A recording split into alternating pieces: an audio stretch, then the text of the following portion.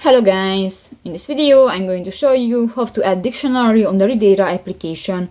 But first of all, I just want to mention, please don't forget to subscribe to our channel, because at 100,000 subscribers we are going to show you our YouTube revenue statistics and growth strategy, how to make money online.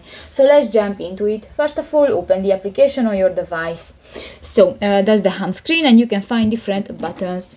You just click to the three line at the upper left corner and scroll down, tap to the settings, and in the reading section you can find the third button, the translator, dictionary and web search. Tap that, click to the dictionary, the second option, and here you can find different options. You can set the actions of the dictionary button, and you can set the dictionary application. You can actually use the Android dictionary or the Chrome, and if you want to add different app, click to the add app button at the lower right corner. So that's pretty much it for this video, guys. See you in the next one. Bye bye.